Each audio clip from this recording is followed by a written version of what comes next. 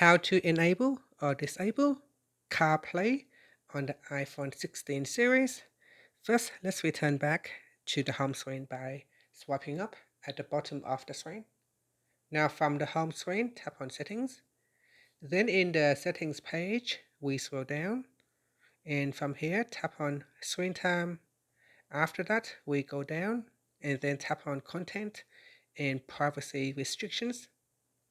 Next, tap on Allow Apps and Features.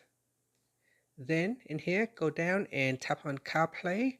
Tap on the CarPlay toggle button to turn it off or switch it on. Now, when you turn this off, you will disable CarPlay. Otherwise, we can turn it on. So if you find that for some reason CarPlay does not work or you cannot find CarPlay, go in here and make sure the toggle button is turned on. After that, you can swipe up to go back to the home screen. Thank you for watching this video. Please like and subscribe to my channel for more videos.